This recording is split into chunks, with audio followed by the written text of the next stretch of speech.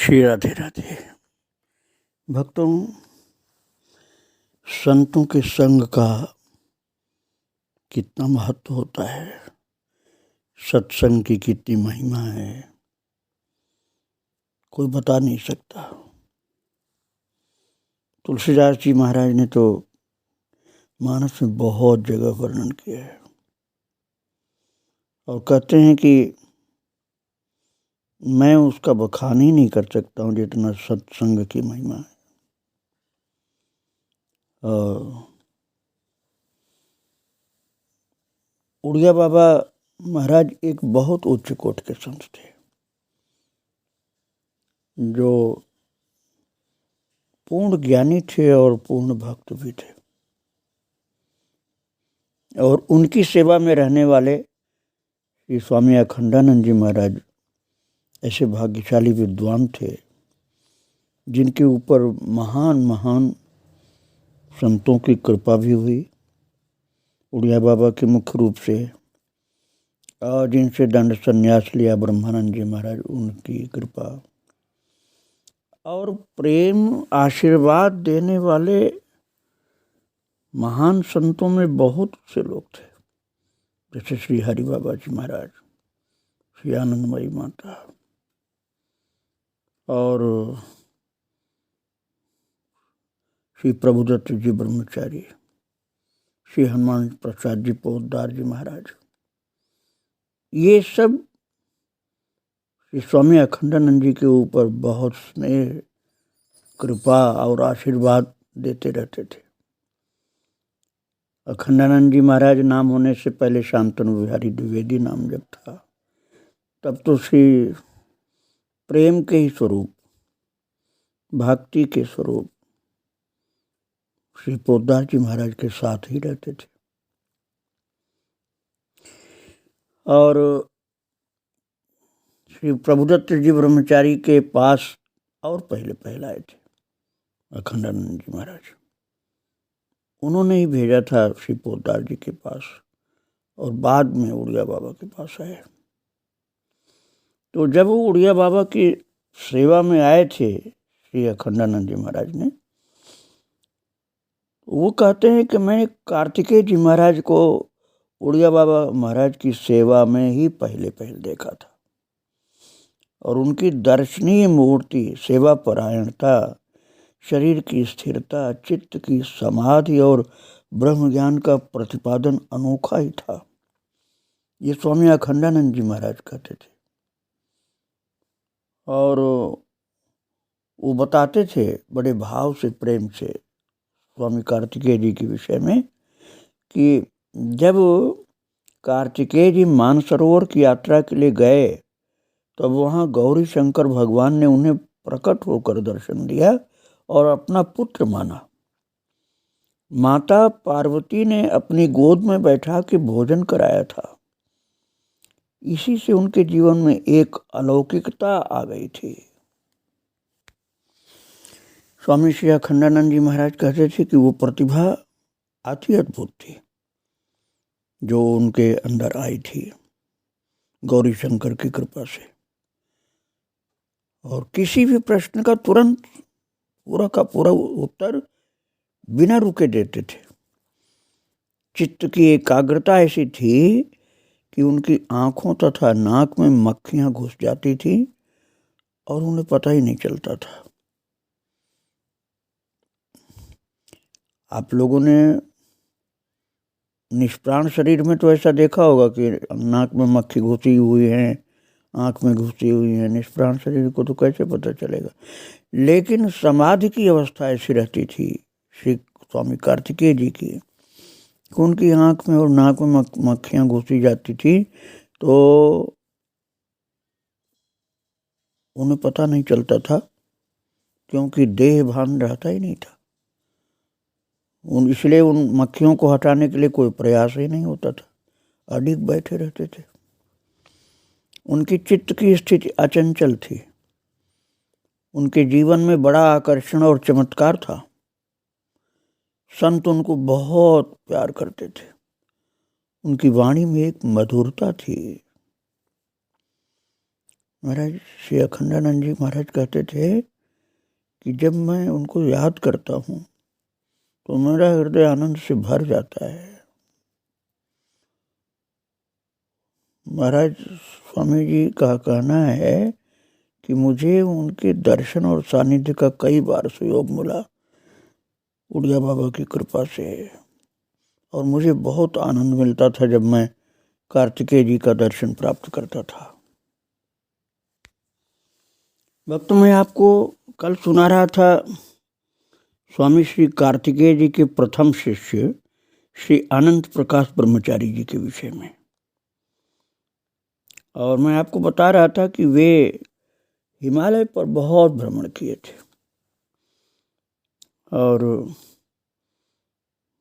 बाद में संतों के माध्यम से लक्ष्मण झूला के पास विराजमान श्री स्वामी कार्तिकेय जी के पास वो पहुंचे हैं। और जब स्वामी कार्तिकेय जी के पास श्री ब्रह्मचारी जी पहुंचे हैं अनंत प्रकाश जी, तो पास में बैठते ही मन प्रफुल्लित हो गया और आकर्षण बढ़ने लगा। 2 घंटे बैठने के बाद तब महाराज जी के पलक खुले स्वामी कार्तिकेय जी के, और तब ब्रह्मचारी जी ने साष्टांग दंडवत किया और कुछ फल अर्पण करके पुनः बैठ गए। परंतु स्वामी कार्तिकेय जी महाराज ने तो देखा ही नहीं और न कुछ बोले, न देखा न बोले। शांभवी मुद्रा में स्थित जैसे साक्षात शिव जी बैठे हो। 1 घंटा बाद ब्रह्मचारी जी ने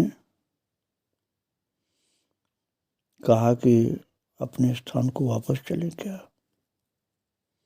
उनके साथ में आए हुए जो लोग थे वो ऐसा कह रहे थे, तो श्री अनंत प्रकाश जी ने कहा विचार करता हूँ, अभी रुको। महात्मा जी के नियम एवं भजन में बाधा नहीं डालनी चाहिए, जैसी उनकी आज्ञा होगी वैसा हम करेंगे। उठने की इच्छा तो नहीं थी, पर प्रणाम करके वापस गए, क्योंकि स्वामी कार्तिकेय जी ने उनकी ओर देखते थे, न बोलते थे। हाँ, जो झांकी का दर्शन किया था ब्रह्मचारी जी ने, अनंत प्रकाश जी ने, वो उनके मन से हटी नहीं। इसलिए दूसरे दिन से पाठ पूजा का नियम पूरा करके नित्य प्रति स्वामी कार्तिकेय जी के दर्शनार्थ आने लगे। वो कभी घोर जंगल में किसी वृक्ष के नीचे, कभी गंगा जी के किनारे, कभी बगीचे में, और कभी दर्शन ही भी नहीं होते थे।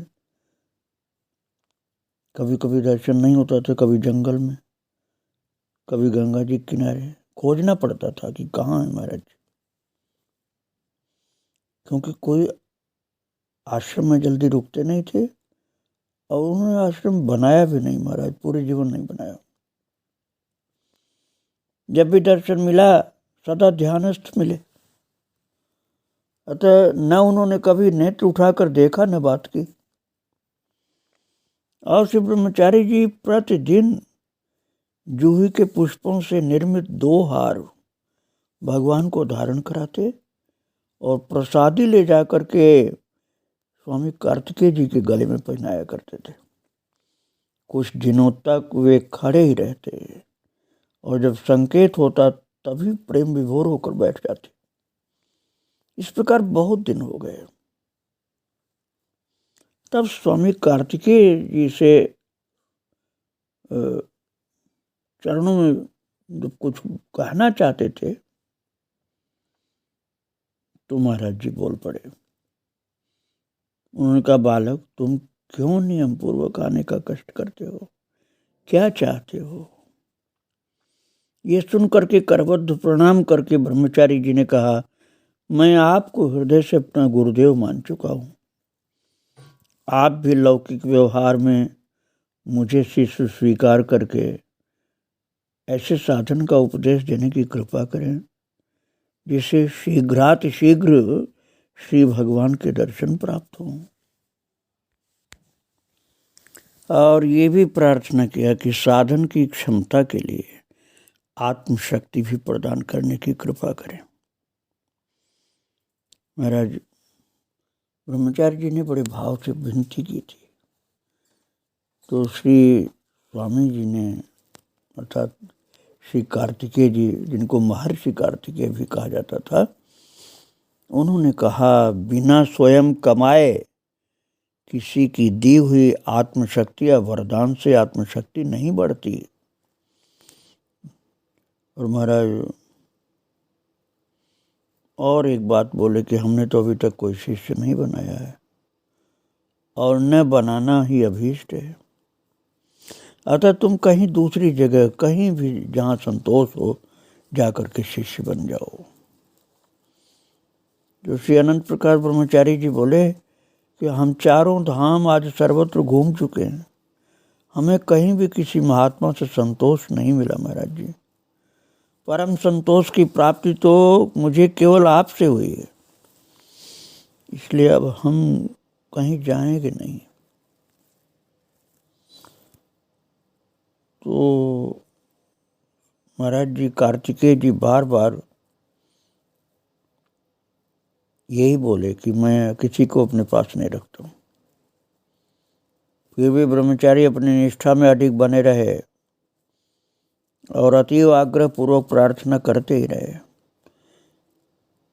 तब बोले कि भाई, ब्रह्मचारी जी से बोले कार्तिकेय जी महाराज कि साधु बनने से क्या मिलेगा, ये बताओ हमें।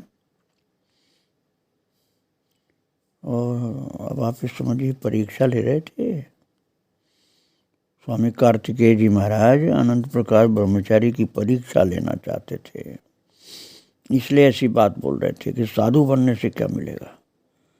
और अपनी ओर दिखा के बोले, देखो हमको जंगल में पड़े हैं, एक लिंगोटी है बस, और कुछ सामान नहीं मेरे पास, मच्छर भी काटते रहते हैं, सर्दी धूप लगती है, लोग अपमान भी करते हैं, कोई ढोंगी बोल जाता है, कोई दम्भी बोल जाता है, कोई पाखंडी बोल जाता है, जिसके मन में जो आया वही बोल देता है।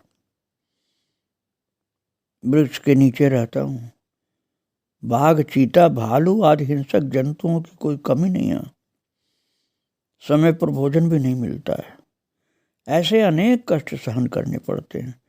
आकाश ही हमारा घर है, दिशाएं ही वस्त्र हैं, भूमि ही शैया है, हाथ ही पात्र है, ऐसे के पास रह करके तुमको क्या मिलेगा। अरे मेरे कोई आश्रम होता तो चलो, आश्रम तुमको मिल जाएगा, लेकिन मेरे तो कोई आश्रम भी नहीं है, कुटिया तक नहीं है, पेड़ के नीचे रहता हूँ, क्या मिलना मेरे पास रह तुम्हें। गृहस्थ बन के रहो, उसमें रहने के लिए घर, खाने के लिए दूध, दही, मक्खन, मलाई, विभिन्न प्रकार के पदार्थ, पहनने के लिए उत्तम वस्त्र, मनोरंजन के लिए परिवार और विविध प्रकार के साधन उपलब्ध रहते हैं। मेरे साथ जंगल में क्या तुमको मिलेगा। यहाँ तो खाने का भी इंतजाम नहीं, रहने का सही इंतजाम नहीं, कोई सम्मान भी नहीं, उल्टा सीधा लोग बोलते हैं देख करके। यदि तुम्हारे घर में किसी वस्तु की कमी हो, महाराज कार्तिकेय जी बोले कि मैं प्रबंध भी करा सकता हूँ तुम्हारी असुविधाओं को दूर करने के लिए। घर में रहकर भी भगवान का भजन कर सकते हो और स्वधर्म पालन कर्तव्य द्वारा भगवान को भी प्राप्त कर सकते हो। राजा अम्बरीश आदि के दृष्टांत भी महाराज जी ने दिए। उन्होंने कहा वो छोड़ करके घर जंगल में कब भागे थे। अरे तुम भी घर में रहो, आराम से भक्ति करो, स्वधर्म का पालन करो। देखो उन लोगों को, अम्बरीश आदि को घर में भगवान मिल गए थे, तुमको भी दर्शन दे सकते हैं भगवान घर में ही। तब अनंत प्रकाश ब्रह्मचारी जी बोले, भगवान आपने गृहस्थों के लिए सुखों को जो जो भोग करने की सामग्रियां हैं उनकी चर्चा की है, उन गृहस्थों के लिए हो सकता ठीक हो, ये मैं भी मान सकता हूँ, लेकिन वो अपनी रुचि पर है महाराज जी, मेरी रुचि उधर नहीं है। भक्तों,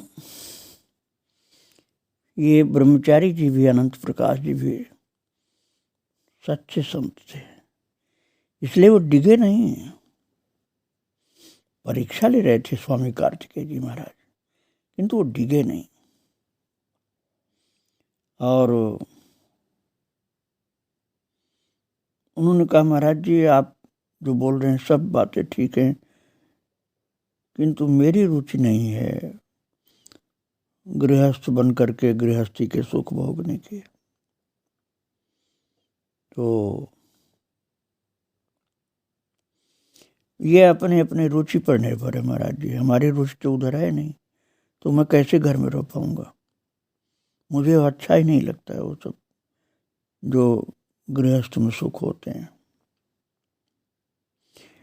और हमने सब प्रकार से समझ लिया है महाराज जी कि वास्तविक सुख तो विरक्त मार्ग में है, जिसके प्रत्यक्ष प्रमाण स्वयं आप हैं। श्री ब्रह्मा जी के मानसिक पुत्र श्री सनक सनंदन सनातन सनत कुमार अपने पिताजी की आज्ञा के विरुद्ध गृहस्थ धर्म से अछूते रहकर सदा भगवदानंद को लूटते रहते थे, और आज भी हैं वो। श्री वेदव्यास नंदन श्री सुखदेव जी बिना नाल छेदन हुए जंगल को भाग गए थे। बड़े बड़े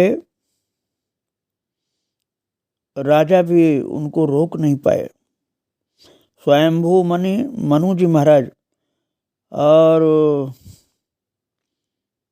जब समय आया तो सब त्याग करके तपस्या करने जंगल को चले गए। और ब्रह्मचारी जी ने कहा गुरुदेव से, ये महाराज जी कार्तिकेय जी से, कि वैराग्य और त्याग में सुख न होता तो ऐसा कैसे करते हैं लोग। लौकिक सुखों को त्याग करके वैरागी क्यों बनते। भूपराज तज ह्यों विरागी, ये बात कैसे सिद्ध होती है।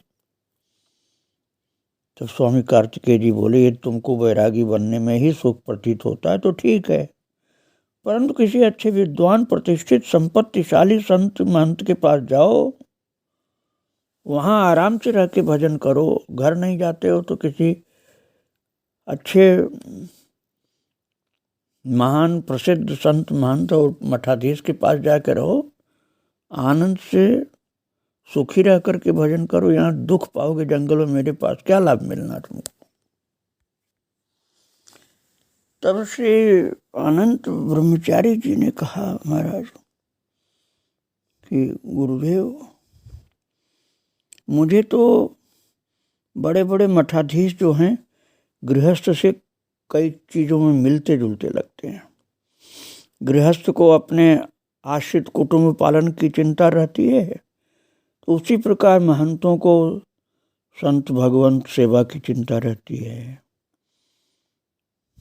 अपनी गौशाला और अपनी पाठशाला, साधु निवास, संत निवास, साधुओं का, भगवान का मंदिर का, ये सब का तो रहता ही है महाराज जी। तो इसलिए मैं ये सब नहीं कर पाऊंगा। ये तो बहुत सेवा परायण लोगों का काम है, मेरे अंदर इतनी सेवा कहाँ है महाराज जी, मैं कर ही नहीं सकता, मेरा स्वभाव उधर जाने का नहीं है। इसलिए मैं किसी मठाधीश के पास जाकर उनका शिष्य बन के नहीं रह पाऊंगा। मुझे तो ये जंगल का वैरागी जीवन ही अच्छा लग रहा है, और आपका दर्शन प्राप्त करके मुझे आप जैसा यहाँ जंगल में ही रहना अच्छा लग रहा है। और ये भी कह दिया कि अब मैं उनकी बुराई नहीं कर रहा हूँ, वो महंत लोग भी अच्छे होंगे, लेकिन महादेव अवगुण भवन विष्णु सकल गुण धाम, जाकर मन रम जाहि सो सो ताहि सो काम। तो श्री कार्तिकेय जी बोले, अभी तुम बच्चे हो, किसी और महात्मा से पूछताछ करके फिर निश्चय करो, नहीं तो पछताओगे।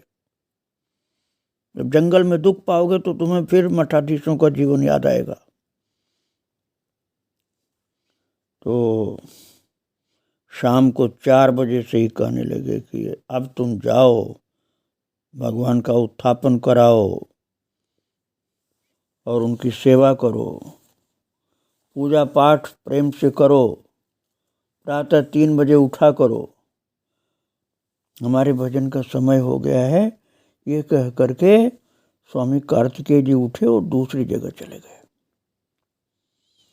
और ब्रह्मचारी जी महाराज आज्ञा मान करके वापस गए मंदिर जहाँ रुके हुए थे वहाँ, परंतु विवश होके गए, मन नहीं था जाने का। और प्रातः 3 बजे इसी लोभ से फिर नित्य उठ जाते थे कि सेवा पूजन नित्य नियम से निवृत्त होकर के शीघ्र जाकर के महाराज जी का दर्शन करना। तब कहीं लगभग 2 बजे के बाद उनके पास पहुंच पाते थे। सेवा कार्य बहुत था उस आश्रम में जहाँ रुके थे। तो जब सब सेवा कार्य से मुक्त हो जाते थे तब महाराज जी के पास पहुंचते थे।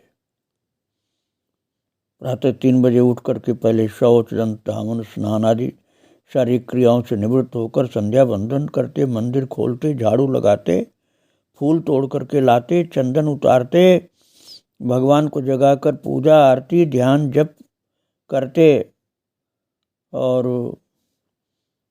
लगभग 11 बजे तक लगातार मंदिर में सेवा में लगे रहते थे ब्रह्मचारी जी।